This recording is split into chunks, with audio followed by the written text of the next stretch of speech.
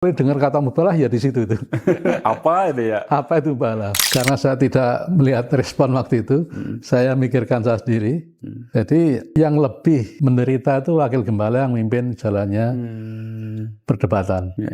Akhirnya beliau kan juga kena stroke. Sudah ada jawaban secara alamiah ya, tanda-tanda alam. Itu kami juga belum mau menyerah. Akhirnya lambat laun kami mengundurkan diri secara teratur. Jadi semakin dikurangi lagi jadwal itu. Ya itu sebenarnya sudah langkah yang sudah final, kalah ya. Belum lama juga duka itu hilang. Ketika wakil gembala ini pulang kampung di tempat istrinya di Cirebon, terjadilah kecelakaan yang mengakibatkan istri dari wakil gembala ini meninggal. Bismillahirrahmanirrahim. Ya ayyuhalladzina amanu udkhulu fis-silmi kaffah. Jadi sahabat ngaji cerdas yang belum tahu Pak Lasiman ini, beliau juga debaters Muslim ya Pak, dulu dengan beberapa pendeta dan sebagainya, termasuk dengan Pak Hasan ini. Nah, saat dengan debat dengan Pak Lasiman ini, apa Pak, argumen apa yang sangat sengit dipertahankan oleh Pak Hasan? Argumen dari pihak Muslim ya, katakanlah Pak Lasiman mewakili seluruh hadirin yang Muslim. Itu yang sangat membekas itu. Yaitu bahwa Injil itu tidak sesuai dengan firman Allah. Mungkin waktu itu susah menerima ya. Karena Injil yang dimaksud oleh Pak Lasiman adalah Injil yang dalam konteks Trinitas. Sedangkan kitab suci itu satu. Injil dan Al-Quran itu sama-sama mempunyai nilai tauhid. Jadi ketika poin awal berdebat dengan beliau itu masalah ketauhidan atau ketuhanan. Kami dari gereja sangat mempertahankan ketuhanan kami, Yesus sebagai Tuhan. Sedangkan Pak Lasiman yang terus memberikan argumentasi tentang kalimat tauhid la ilaha illallah. Iya, sebuah pemikiran yang nggak nyambung ya. Satunya Allah tuh Maha Esa, Echad, tidak ada duanya, Qul huwallahu ahad itu. Itu waktu itu kami ya susah menerima. Jadi yang namanya Tuhan itu Maha Pengasih. Nah, gambaran kami Tuhan itu ya Yesus tuh Maha Pengasih. Disakiti nggak membalas, malah mendoakan gitu. Sementara Allahnya orang Muslim itu sangat keras. Ternyata itu Allahnya orang Yahudi. Pemahaman orang Yahudi yang keras itu, bukan pemahaman orang Muslim. Jadi argumen ketauhidan ini yang membuat saya terusik. Sehingga saya mengkaji baik Al-Quran maupun Injil. Ternyata memang bicara ketauhidan. Maka jalan hidayah saya itu setelah bergereja di gereja Trinitas, Allah ketemukan dengan gereja monoteis. Oh, yang oneness ya? Ya, jadi dalam bukunya itu One True God, The Only God. Ada buku berjudul The Only God, itu karya Pastor Eric Chang. Ya. Itu seorang penemu ajaran monoteis. Dan itu yang membuat saya tuh lebih mengkaji lebih dalam karena Pastor Eric Chang tuh mengkritik adalah Injil palsu yang mengajarkan tentang kekayaan. Wah, tersinggung waktu itu saya. Bukunya bahasa Inggris dalam judul Komitmen Total. Bagaimana menjadi orang yang beriman itu sebenarnya, itu bicara soal keimanan, iman yang sepenuhnya. Nah, itu mengangkat tentang monoteis atau ketauhidan. Jadi perdebatan dengan Pak Lasiman yang menjadi fokus perhatian saya adalah keimanan tauhid itu. Maka setelah saya merenung kembali, ternyata pertemuan saya dengan gereja monoteis itu sebuah jalan hidayah yang akhirnya menunjukkan, oh ternyata Al-Quran. Karena dosen monoteis saya juga bilang gitu. Maka benar yang dikatakan Al-Quran tuh. Gara-gara Yesus disebut anak Allah, langit bisa runtuh. Nggak kebayang kalau langit runtuh kan kiamat. Yeah. Planet berbenturan kan runtuh. Bumi terbelah. Gunung pun meledak. Saya pun kaget. Loh kok dosen saya bisa ngomong gitu? Itu memicu saya untuk mengkaji Al-Quran. Di mana sih ayat itu? Akhirnya ketemu. Allah tunjukkan. Laqad ji'tum syai'an idda. Ya betul ya itu. Niscaya akan datang padamu suatu perkara yang sangat merusak. Itu kalau belajar bahasa itu gitu. Tapi kalau belum mempelajari bahasanya, akan datang suatu perkara yang sangat mungkar. Gitu aja. Ya, nggak ada penekanan ya. Nah, penekanannya, intonasinya beda. Tapi ketika saya belajar bahasa Arab, akan datang suatu perkara yang sangat merusak. Takatus samawatu yatafattarna minhu. Gara-gara perkara itu, langit itu seperti pecah. Wah, berarti kan kiamat. Takatus samawatu wal ard. Dan bumi pun terbelah. Saya jadi teringat gempa di Bantul. Ya. Di waktu itu saya masih di gereja, doa pagi. Jadi umat Muslim sholat subuh kami doa pagi. Ya. Begitu ada goncangan, saya bangkit itu sempoyongan ya. Jadi terang-terangan gitu ya. Nah, melihat parkiran tuh sepeda motor rubuh semua itu. Nah itu di Jalan Bantul, di Jalan Dusun Kuweni itu. Jadi ada perempatan Rekrut Bantul ke selatan dikit, tanah tuh terbelah 20 cm, cerita masyarakat. Setelah nutup, itu turun. Itu cuma 20 cm, tapi lintasan gempa itu bisa merobohkan bangunan. Ya bersyukurlah kalau rumah nggak terkena patahan itu. Itu goncangan yang nggak sampai 1 menit. Bagaimana kalau goncangan itu 2 menit? Wah, sudah hancur semua. Kemudian watakhirul jibalu hadda. Dan gunung-gunung meledak. Hadda. Sampai rata tanah. Ini cuma Krakatau sejarahnya. Membaca kisah Krakatau kan asapnya itu bisa dilihat dari Amerika katanya sejarah. Bagaimana kalau Merapi itu diizinkan Allah rata tanah? Bukankah Jogja akan tergubur? Apa sih penyebabnya itu? Anda'u lirahmani walada. Karena ada yang mendakwahkan Allah yang Maha Rahman itu walada, punya anak. Siapa dia itu? Itulah gereja yang menyebarkan ajaran Yesus adalah anak Allah. Oh, saya jadi nggak dosen saya yang monoteis ngomong gitu. Karena Kristen juga itu ya. Ya. Saya juga kaget. Ternyata dosen monoteis juga belajar Islam. Ternyata mahasiswa yang lain tuh diam-diam belajar Al-Quran. Cuma bedanya dengan pesantren apa? Kalau gereja monoteis belajar Al-Quran, itu dihitung aja. Misalkan aladina itu berapa kata. Pasti artinya orang-orang yang amanu pasti beriman. Jadi menghafalkan kata demi kata. Kalau di pesantren kan diajari ilmu sorof. Satu kata berubah menjadi 250 varian kata dengan makna yang berbeda. Oh, itu yang baca itu senang mengaji Al-Quran. Masya Allah. Maka saya balik juga ketika belajar bahasa Yunani itu. Jadi bahasa Yunani itu banyak mempelajari kasus. Satu kata itu kasusnya apa? Misalkan orang zaman dulu tangannya melambai.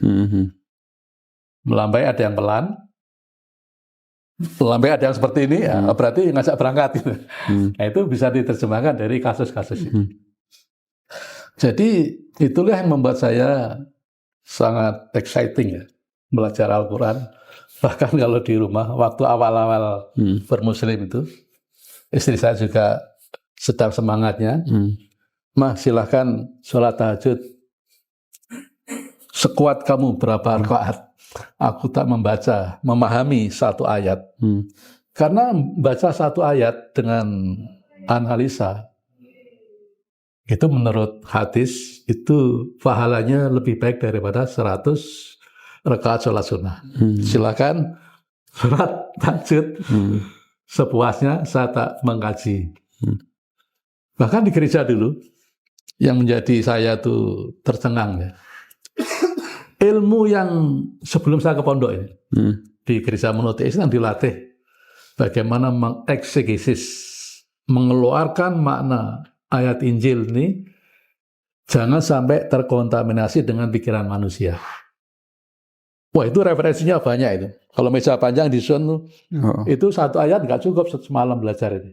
Jadi khotbah yang baik itu khotbah dalam waktu singkat tapi maknanya tepat. Setelah saya di pondok pesantren, ternyata itu ilmu warokot. Ilmu warokot itu ilmu karya Imam Syafi'i. Warokot itu artinya apa ya? Semacam akselerasi. Kalau ketebalan 5 cm menjadi 10 lembar. Jadi belajar satu bait kita warokot itu satu malam nggak selesai itu. Nah, setelah saya tahu ilmu sorob, ya, benar juga dilihat dari segi bahasa. Wah, itu tasrifannya kan banyak sekali. Belum lagi melihat pandangan Rasulullah, pandangan para sahabat, para tabi'in dan ulama-ulama tempo dulu. Itu rujukannya banyak. Untuk memahami satu ayat. Itu semalam nggak kelar. Makanya saya suruh silakan sholat sebanyak mungkin, saya tak belajar satu ayat. Kalau nanti ketemu maknanya dan kita bisa menerapkan, itu sebanding dengan 100 rakaat sholat sunnah. Belum satu bab, itu lebih hebat lagi.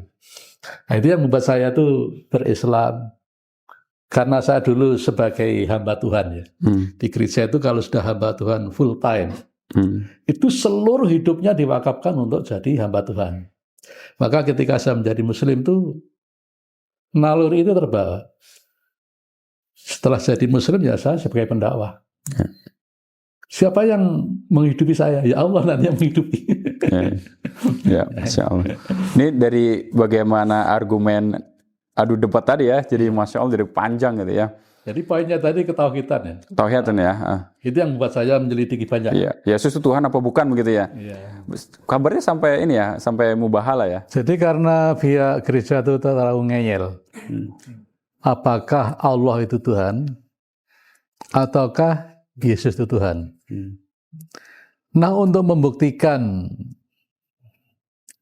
hal ini secara nyata yang bisa dilihat, pihak muslim akhirnya menawarkan, bagaimana kalau kita bermubahalah?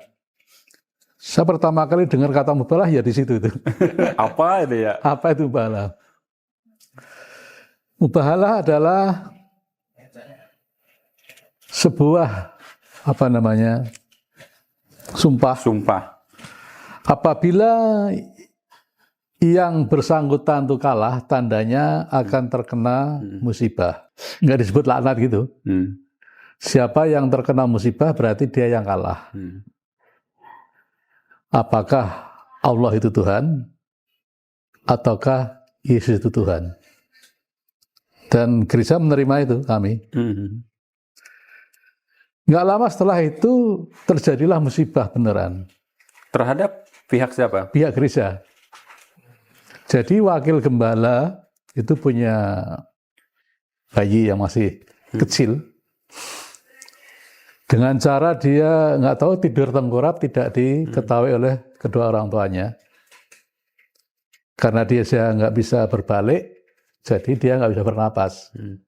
Meninggallah bayi itu. Itu putranya wakil gembala yang mimpin perdebatan itu. Pertama itu, maka gereja berduka. Belum lama juga duka itu hilang ketika wakil gembala ini pulang kampung di tempat istrinya di Cirebon. Terjadilah kecelakaan yang mengakibatkan istri dari wakil gembala ini meninggal. Jadi duka gereja double. Bertambah. Itu pun kami masih belum mau terima. Belum percaya ya? Ya, belum percaya. Akhirnya durasi perdebatan yang biasanya dilakukan setiap Senin dan sore pada asar. Oh, itu rutin ya? Rutin. Akhirnya ditunda sampai sebulan sekali.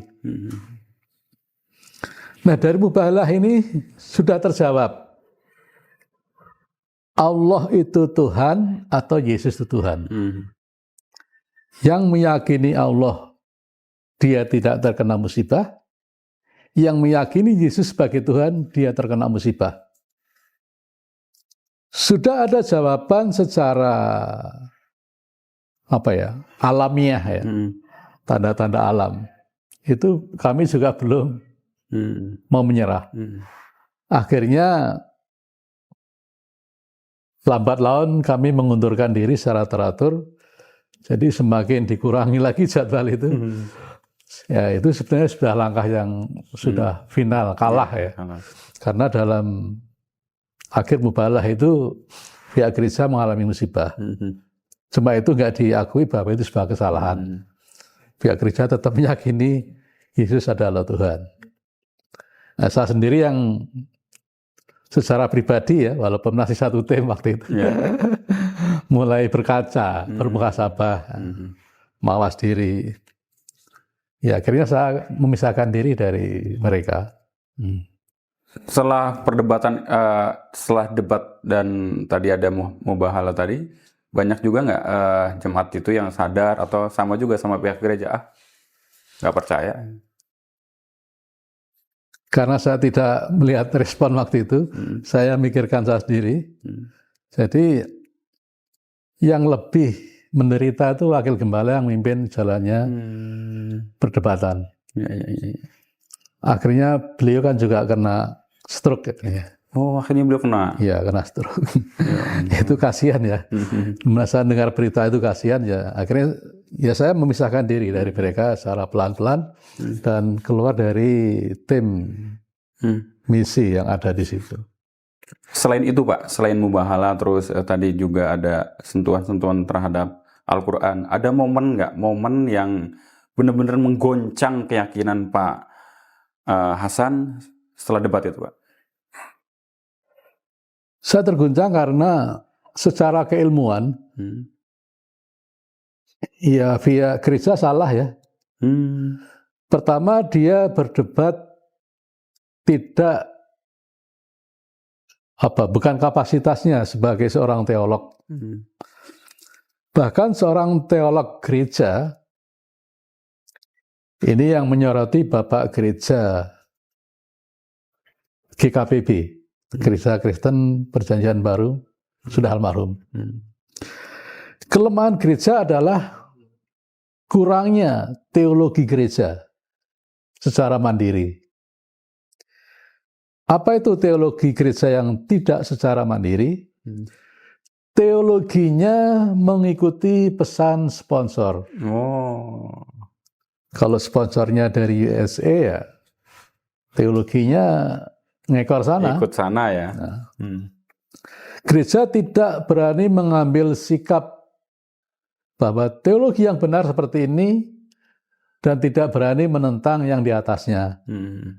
Sehingga kesalahan itu terus dipelihara, kecuali mereka yang berani mengambil risiko. Kalau orang gereja tuh menyebutnya membayar harga. Apa sih harganya kalau kita berteolog secara mandiri, berteologi, mengenal Tuhan secara mandiri, ya kita siap lepas, gitu. Tidak mengikuti jalan yang sudah ada itu. Jadi setelah debat itu sebuah kondisi yang membentuk perubahan cara saya belajar.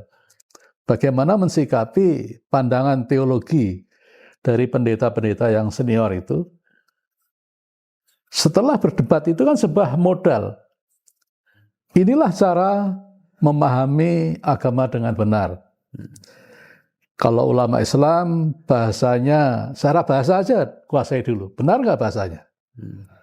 Setelah itu pemaknaannya benar nggak?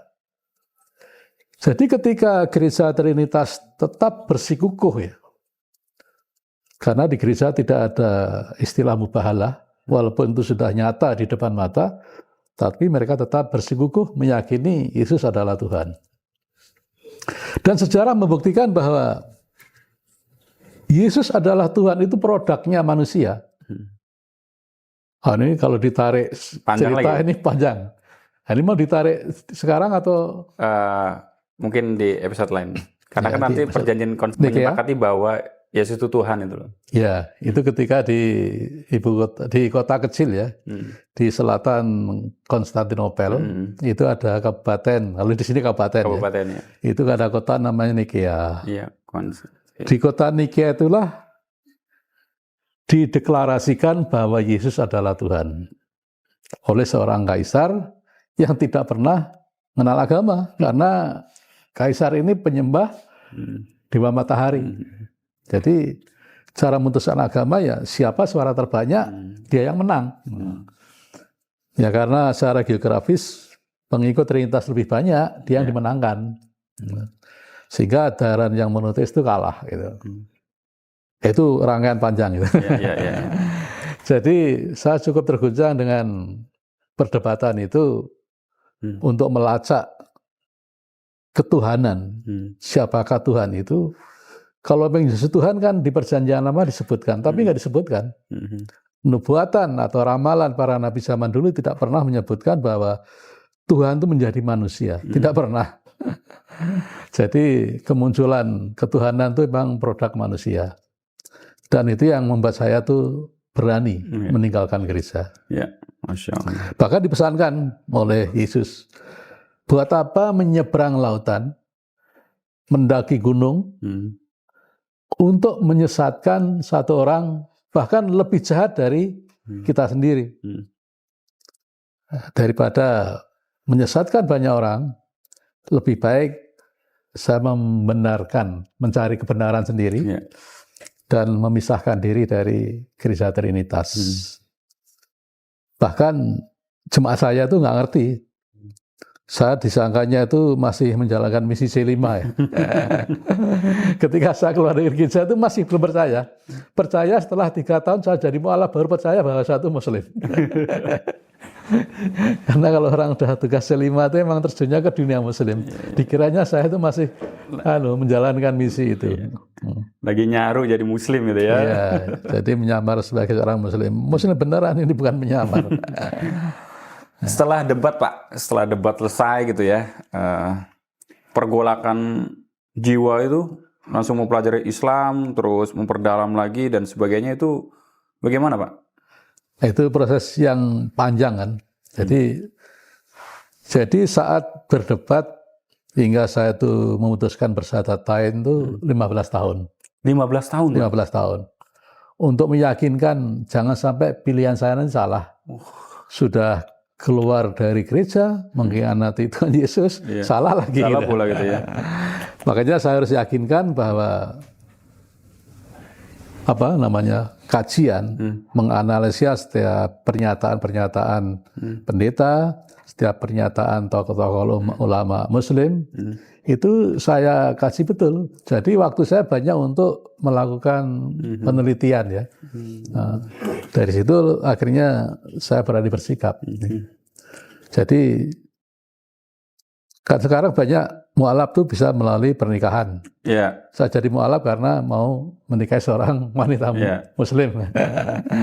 Jadi kalau saya prosesnya ya betul-betul tahu bahwa yang saya lakukan pada waktu itu salah dan saya harus tinggalkan. Maka setelah mualaf saya mengajak para mualaf untuk mengenali apa sih kesalahan gereja. Jangan sampai tidak tahu kesalahan gereja sehingga ketika didekati oleh misionaris lagi, dia bisa balik lagi. Dan itu ada terjadi. Banyak Karena itu ya. Ada terjadi, saya nggak menyebutnya banyak. Ya nggak banyak. Cuma orang-orang yang sudah terhimpit secara ekonomi, gereja menawarkan tawaran yang menjanjikan, ya, tidak ada kesulitan dalam hidup, ya mereka kembali. Setelah masuk Islam, lalu kemudian mempelajari Islam, kan masih nyangkut misi-misi yang dulu ya, yang Bapak bawa. Apa sih Pak perbedaan yang mencolok Pak tentang tauhid ini Pak, tentang ketuhanan? Ya, tentang ketuhanan ini setelah saya jadi mu'alaf nih ya. Setelah saya jadi mu'alaf, bagaimana sih menjadikan Allah itu satu-satunya ilah? La ilah, tidak ada ilah. Ilallah kecuali Allah. Nah itu kalau kita pakai rasa, karena akidah itu bisa pakai secara pikiran, mengenal secara pikiran, dan mengenal Allah itu nyata. Nah itu terjadi dalam diri saya, apakah Allah itu nyata? Kalau saya itu mengatakan la ilaha illallah. Nyatanya ketika saya berinteraksi ya, saya berinteraksi. Contohnya misalkan, inna ma'al usri yusra. Ketika saya menghadapi kesulitan, itu disertai solusinya. Allah tuh nggak pernah memberikan beban dalam diri saya, kemudian tidak ada jawabannya. Nggak seperti itu. Ternyata apa yang difirmankan oleh Allah, di saat ada kesulitan, tuh ada juga beserta kesulitan itu kemudahan. Nah, itu saya buktikan. Ketika saya mendapat persoalan, ternyata solusi itu juga ada. Sehingga kekhawatiran saya terhadap kesulitan itu terjawab. Oh benar, berarti Al-Quran itu.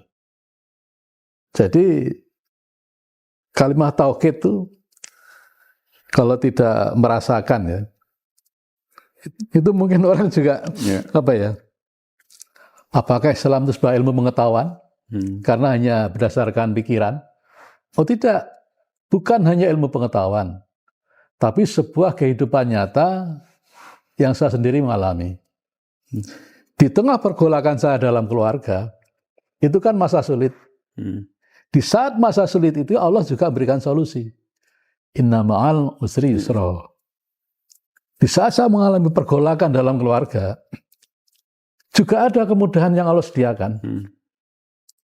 Jadi fasenya itu saya berhenti dari gereja, mengendap dulu 1 tahun nggak ngapa-ngapain. Istri saya juga ngikuti, anak saya pertama ngikuti, anak kedua ngikuti lebih panjang lagi 5 tahun. Itu artinya kalau melihat kondisi seperti itu ya, sebuah kondisi rumah tangga yang sedang bergolak, itu bisa saja secara ilmu pengetahuan lepaskan kan gitu.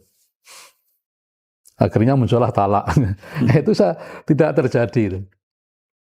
Mengingat Rasulullah, dulu kan Khadijah juga belum muslim ya. Rasulullah juga belum diutus jadi nabi. Nah, setelah Rasulullah jadi nabi, jadi Islam, kan itu juga sebuah proses. Akhirnya mu'alaf pertama adalah Siti Khadijah yang mendukung perjuangan Rasulullah. Setelah saya mu'alaf, yang sangat menenangkan saya itu, istri saya itu biasa diajak atau ditinggal berdakwah. Dan tidak pernah merasakan beban yang terlalu berat, terutama dalam hal ekonomi. Karena pandangan banyak masyarakat, orang kok dakwah ke sana kemari, terus istrinya suruh makan apa kan gitu. Ya makan nasi orang Indonesia. Ya Allah akan selesaikan solusi itu. Di saat kesulitan menghimpit, juga ada jalan keluar yang Allah berikan. Jadi setelah mu'alaf itu Allah mentauhidkan Allah, mengesahkan Allah itu bukan sekedar pengetahuan, tapi sebuah kehidupan, dan ini yang harus dialami oleh seluruh mu'alaf. Maka ketika dalam kajian-kajian mu'alaf, saya menekankan betapa pentingnya perhatian ke sesama saudara muslim, khususnya mu'alaf. Karena ada ayat Injil ya yang mirip sekali dengan hadis Rasulullah. Di hari penghakiman, kalau di Injil itu mengatakan, ketika aku sakit, kenapa kamu tidak menolong aku? Padahal kalau kamu mengunjungi saudaramu yang sakit itu, kamu akan melihat aku di situ, di sampingnya, yang si sakit itu. Nah itu juga disabdakan oleh Rasulullah. Dan seorang hamba yang tanya, bagaimana Paduka ini sakit? Kan Paduka itu Tuhan semesta alam. Ya bukan aku yang sakit, tapi saudaramu yang remeh, yang tidak pernah dihargai, bahkan orang menganggap, wah, masyarakat nggak berkelas.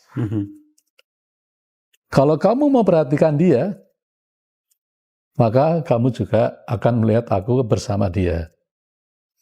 Jadi terhadap mu'alaf-mu'alaf yang lain dalam binaan kami, saya mengajarkan untuk saling memperhatikan satu dengan yang lain, yang dalam bahasa Islam disebut ukhuwah, saudara Islam. Secara silsilah mungkin tidak ada, nggak ada hubungannya orang tua saya dengan orang tuanya dia. Tapi itulah persaudaraan dalam Islam, persaudaraan yang terjalin setelah seorang menjadi mu'alaf. Tantangan terbesarnya apa Pak setelah masuk Islam tuh Pak? Selain dihimpit ekonomi dan sebagainya, apa Pak? Tantangan terbesar adalah kondisi perekonomian. Jadi tetap ekonomi ya? Pertama ekonomi, yang kedua akidah. Akidah. Kalau seorang mu'alaf tidak ditopang dengan ekonomi yang baik, bahkan dulu sebelum ada lembaga mu'alaf ya belum ada lah dulu. Banyak mu'alaf itu setelah syahadat ya sudah mau gabung masjid mana silahkan gitu. Nggak ada pendampingan sama sekali. Nah, nggak ada pendampingan. Itu yang saya prihatinkan. Dan yang dirasakan oleh Pak Ahmad, Pak Hasan. Saya perhatikan baik di Jogja, di kota lain, banyak mu'alaf itu setelah syahadat silahkan mau gabung ke masjid mana silahkan. Harusnya didampingi. Mu'alaf nggak tahu gabung kemana dan harus bagaimana. Nah, itu khususnya ketika seorang itu ketika lepas dari gereja. Kalau dia pejabat gereja, dia akan kehilangan pekerjaan. Kalau dia jemaat biasa atau orang awam, dia nggak punya komunitas. Orang gereja nggak mau nolong, di Muslim nggak ada yang perhatikan. Ini ada satu kejadian, satu orang, dia sangat terimpit, dia mengeluhnya ke saya gini, Pak Hasan, setelah saya jadi Muslim tuh gotong royongnya kurang, katanya. Apa itu gotong royong? Ya perhatian, masa saya itu susah nggak ada yang nolong. Akhirnya didekatai oleh pendetanya. Kamu tak kasih kerjaan mau? Mau. Ada kendaraan nggak? Nggak punya Pak. Ya udah tak kasih. Punya kontrakan nggak? Ini saya numpang di rumah istri. Gitu. Ya udah tak kasih uang untuk kontrak. Jadi ketika ada warga gereja yang keluar, itu gereja bukan tutup mata, mencari celah untuk mendekati para mu'alaf. Dan itu cara yang paling mudah dilakukan gereja adalah menolong mereka dalam bidang kebutuhan hidup. Yang kedua, bidang akidah. Kalau mu'alaf itu tidak dikenalkan dengan akidah Islam dengan baik. Jadi mu'alaf harus tahu bahwa sebelum Yesus pun akidah itu tauhid. Dari zaman Nabi Adam, ini kalau di gereja itu familiar ya, sejarah Nabi itu urutnya. Kemudian Nabi Nuh, apa sih misi Nabi Nuh? Ketauhidan. Istilah Islam belum ada waktu itu. Bahkan sampai Nabi Ibrahim yang bapaknya para nabi, itu juga mengenalkan ketauhidan. Siapa sih Allah itu? Nah, dari Nabi Ibrahim ini belajarnya bukan dari kitab, karena belum ada kitab waktu itu. Melalui ayat-ayat kauniyah. melihat alam, oh ini toh Tuhan tuh. Akhirnya Allah tunjukkan sampai malaikat diutus, sebetulnya yang kamu cari itu adalah Allah. Dalam bahasa Ibrani Elohim. Jadi Nabi Ibrahim kenal kata Allah setelah ketemu malaikat. Sebelumnya nggak ngerti. Jadi membaca alam aja. Ya, jadi mu'alaf harus kenal akidah tauhid ini dengan baik. Kalau tidak, karena misionaris itu pandai berbicara. Kalau dia sudah dilayani dengan kebutuhan hidup, nggak mempan juga, tetap jadi mu'alaf. Nanti yang didekati pikirannya, diajak bicara, diajak berlogika. Kalau seorang mu'alaf nggak punya akidah dengan kokoh, secara kokoh, bahayanya dia akan kembali. Goyah ya. Nah, goyang. Nah, ini tugas kami sebagai seorang tadinya juga berkecimpung di dunia gereja, kemudian menjadi mu'alaf, adalah mengokohkan akidah para mu'alaf ini. Tunjukkan kesalahan gereja di mana, tunjukkan kebenaran Islam sejak zaman Nabi Adam hingga Rasulullah Muhammad SAW. Harus bisa menunjukkan. Dan harus bisa memberikan contoh bahwa Allah itu nyata. Ya. Bukan sebuah pengetahuan yang hanya katanya, tapi Allah itu bisa dibuktikan dalam kehidupan sehari-hari. Ya. Nah, Jadi kefakiran itu dekat dengan kekufuran tadi Ya, makanya mereka mendekati dengan ekonomi dan sebagainya Ya. gitu. Dan Allah itu tidak bisa dibuktikan dengan wujudnya seperti ini gitu ya. Bisa dibuktikan dengan ciptaan-ciptaannya sudah ada. Sebagaimana ketika kita tahu hujan ya berarti malamnya ada basah begitu ya. Jadi melihat dari ciptaannya bukan penciptanya. Nabi Musa saja dikasih cahaya tidak bisa apa-apa apalagi kita gitu ya. ya. Nah kemudian Pak, Bapak ini kan alhamdulillah sekarang menjadi Masya Allah menjadi pendakwah. Nah ketika nanti bertemu ya dengan mungkin sahabat-sahabat lamanya yang masih mungkin belum mendapatkan hidayah begitu ya. Nah, ada cara-cara nggak mendekati mereka berdakwahnya itu seperti apa? Iya. Kalau dalam gereja bahasa kasih itu sangat lengket ya. Yang terutama dari semua karunia Tuhan adalah kasih. Pengharapan boleh lenyap, perbuatan baik bisa ada akhirnya ketika orang itu meninggal, tapi kasih Allah akan tetap ada selamanya. Apa sih kasih itu? Umat Islam itu kan sangat familiar dengan bacaan basmalah. Bismillahirrahmanirrahim. Mungkin kurang menghayati.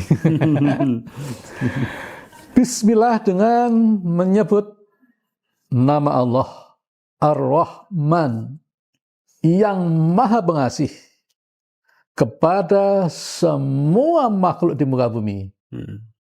Nah itu di gereja dikenal dengan Allah itu Maha Kasih kepada semua makhluk. Yang menyembah Allah juga diberi belas kasih. Yang menentang bahkan seperti Fir'aun juga diberi belas kasih. Kemudian kasih Allah itu ada bedanya ketika masuk lafal Ar-Rahim. Yaitu kasih yang abadi bagi para hambanya. Ini untuk mengingatkan, kalau kamu mendapatkan kasih di muka bumi ini, maka milikilah kasihnya Allah itu sampai di alam akhirat. Yang di Islam dikenal dengan sifat rahmat atau rahmah. Dibaca rahmat itu karena ada tak marbutoh di belakang. Kalau diwakafkan menjadi rahmah.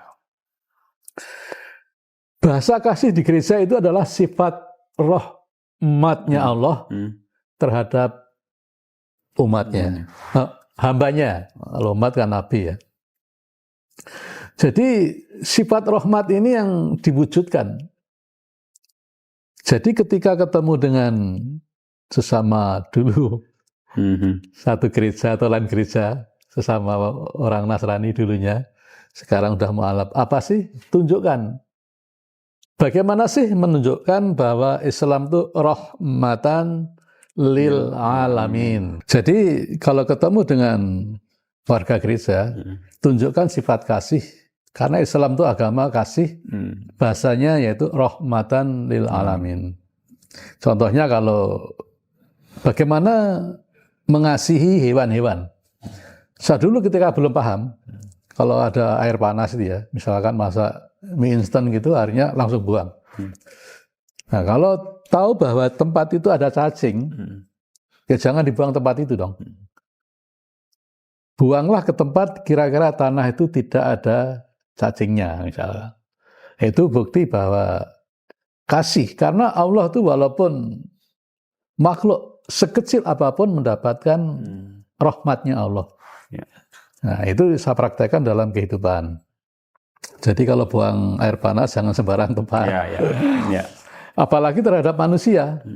Nah, kasihnya Allah itu, rahmatnya Allah itu kalau tercermin dalam sifat Rahman, manusia bebas memilih mau menentang, mau menyembah. Kalau yang menentang nanti kasihnya itu berakhir ketika manusia itu meninggal. Tetapi bagi hamba-hamba Allah, karena disebut hamba dari kata abdun, orang yang mengabdi, orang yang menghambakan diri kepada Allah, maka kasih itu akan dilanjutkan pada level ar-Rahim. Ya. Yaitu rahmatnya Allah yang bersifat kekal abadi di akhirat nanti. Jadi ini yang bagi saya tuh apa ya? Bagaimana yang mencintai orang yang berbeda keyakinan. Ya. Kita akidah tauhid sana enggak. Ini sulit sebetulnya. Tapi itu harus dilakukan. Jadi saya sendiri di samping membina mu'alaf itu belajar bagaimana mengasihi dalam pengertian rahmat ya. Dalam pengertian rahmat terhadap saudara sebangsa yang beda keyakinan.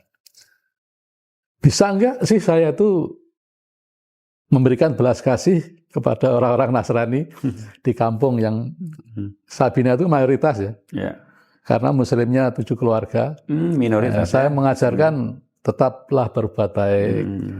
Berikan senyum. Senyum itu nggak pakai modal, cuma senyum aja. Sudah ada balasannya dari Allah. Cuma senyum. Apakah senyum harus tersenyum terus? Enggak. Senyum itu juga artinya ramah.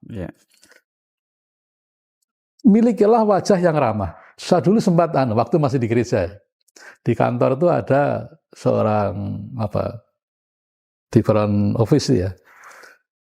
Dia nyambut saya tuh, saya jadi teringat pelayan gereja itu kan ramah-ramah.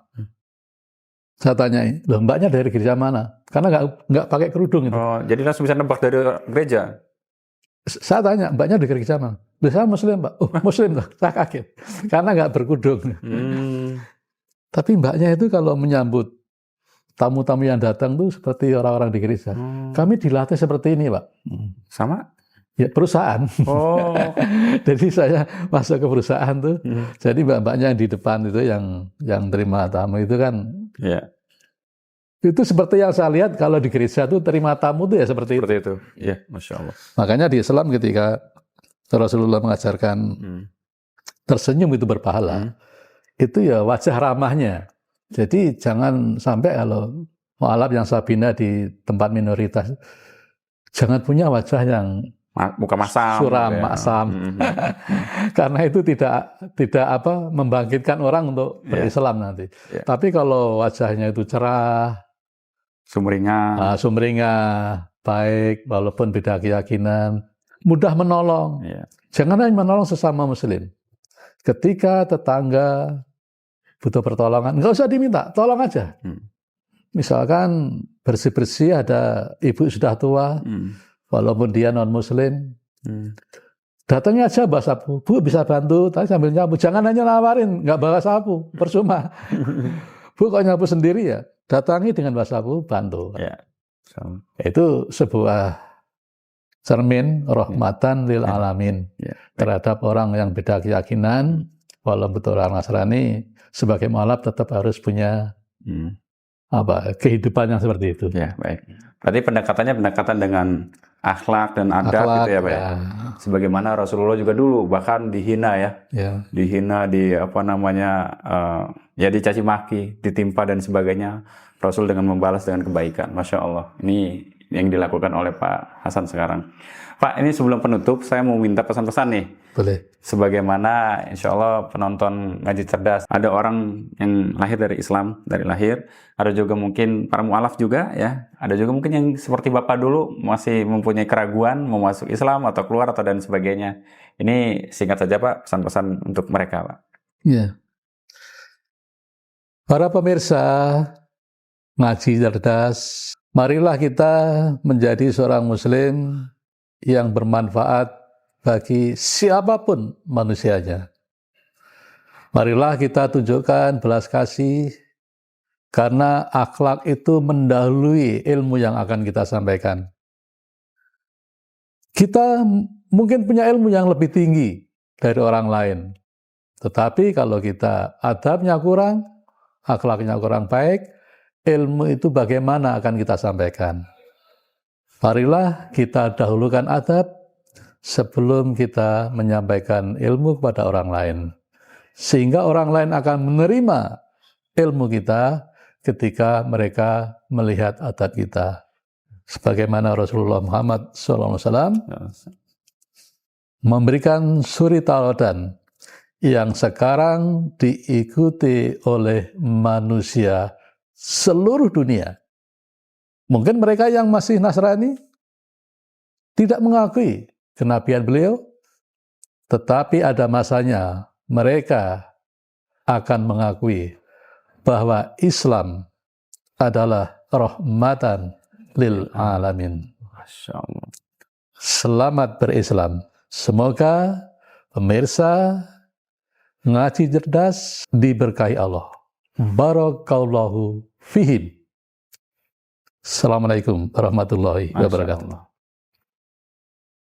Baik, sahabat Ngaji Cerdas, itulah perjalanan singkat ya Pak ya dari Pak Hasan Dasar Lubis. Insya Allah kisahnya sangat bermanfaat dan menjadi inspirasi bagi kita semua dan tetap memegang teguh agama Allah sebagaimana Rasulullah SAW. Ya, dan semoga para sahabat Ngaji Cerdas juga menjadi muslim yang istiqomah, lalu juga menjaga akidahnya. Kurang lebihnya saya mohon maaf. Barakallahu fikum jami'an. Wassalamualaikum warahmatullahi wabarakatuh. Waalaikumsalam warahmatullahi wabarakatuh. Bismillahirrahmanirrahim. Assalamualaikum warahmatullahi wabarakatuh. Saya Fandi Wiyogo Gunawan dari Mu'alaf Center Indonesia. Alhamdulillah, Mu'alaf Center Indonesia berdiri sejak tahun 2014 dan sudah tersebar di berbagai provinsi di Indonesia. Dan juga Mu'alaf Center Indonesia telah mensyahadatkan ribuan orang untuk masuk ke dalam Islam. Mu'alaf Center Indonesia selain memiliki program yaitu pensyahadatan, memiliki program-program lain yang meliputi dari pendampingan, pembinaan, serta advokasi terhadap mu'alaf. Selain program pensyahadatan, Mu'alaf Center Indonesia memiliki program di daerah 3T, yaitu daerah yang tertinggal, terdepan, dan terluar. Di mana daerah-daerah 3T ini adalah daerah-daerah yang memiliki muslim secara minoritas atau kecil prosentasenya dibanding agama-agama lain di daerah tersebut. Maka dari itu, Mu'alaf Center Indonesia memiliki program pembinaan terhadap mu'alaf-mu'alaf ataupun muslim yang berada di dalam daerah yang memiliki muslim secara minoritas. Mu'alaf Center Indonesia melakukan program 3T ini adalah untuk membentengi akidah dari saudara seiman kita yang berada di sana. Karena akidah mereka ini sangat rawan dan rentan untuk dimurtadkan kembali atau keluar dari Islam kembali. Mu'alaf Center Indonesia mengajak kepada saudara muslim di luar sana untuk memberikan effort terbaik kepada Mu'alaf Center Indonesia supaya kami bisa terus menjalankan program-program ini dengan baik. Mu'alaf Center Indonesia mengajak sahabat Ngaji Cerdas untuk ikut berkontribusi dalam program-program Mu'alaf Center Indonesia yang meliputi pembinaan, pendampingan, serta advokasi mu'alaf, serta di daerah program 3T. Bagi sahabat Ngaji Cerdas yang ingin bersama-sama berkontribusi dalam dunia dakwah dan juga mendukung program dakwah Mu'alaf Center Indonesia, bisa melalui nomor rekening Bank Syariah Indonesia 99777 88762 atas nama Mualaf Center Indonesia.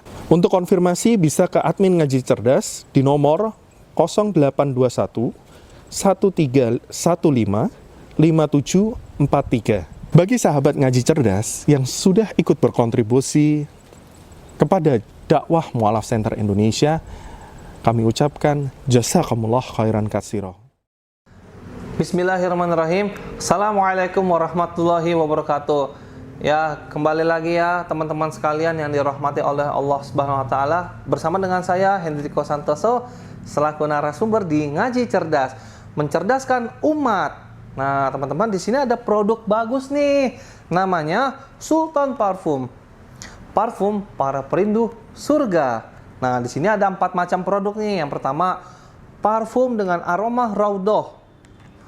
Parfum dengan aroma Hajar Aswad, parfum dengan aroma kasturi, dan yang keempat adalah parfum aroma 2000 bunga. Nah, kalau teman-teman sekalian sedang umroh, lalu pulang ke tanah air dan rindu dengan suasana di Masjidil Haram maupun di Masjidil Nabawi atau di Mekah dan Madinah, teman-teman bisa beli nih Sultan Parfum dengan aroma-aroma yang menyesuaikan dengan suasana di Mekah ataupun Madinah. Nah, selain teman-teman beli parfum ini, nanti teman-teman dapat bonus gratisannya juga. Apa aja sih teman-teman gratisannya? Nih, yang pertama nanti teman-teman dapat kitab atau buku saku zikir pagi dan petang sesuai dengan sunnah. Nah, yang kedua, teman-teman nanti dapat gratis tasbih nih. Wah, lucu banget ya, imut nih. Bisa dibawa kemana-mana. Yang ketiga, nanti teman-teman dapat juga nih kertas untuk bagaimana sih parfum ini digunakan untuk saat suasana apa aja. Di sini udah dijelasnya teman-teman semua. Nah, jadi teman-teman jangan lupa nih dibeli, informasinya ada di sini nih. Nah, dengan teman-teman membeli produk parfum Sultan ini, teman-teman sama saja dengan membantu operasional dakwahnya channel YouTube Ngaji Cerdas. Nah, luar biasa kan? Dengan harga berapa teman-teman sekalian? Cukup dengan 90 ribuan saja, teman-teman sudah bisa dapatkan ini semua nih. Masya Allah ya. Ini semua nih, semua teman-teman bisa dapatkan hanya dengan 90 ribuan rupiah. Teman-teman juga sudah termasuk membantu operasional dakwah, support channel YouTube Ngaji Cerdas. Nah, luar biasa kan? Nah, jadi tunggu apa lagi teman-teman ya? Segera hubungi di sini nih, di link yang tertera di bawah ini ya. Terima kasih ya teman-teman sudah menonton. Assalamualaikum warahmatullahi wabarakatuh.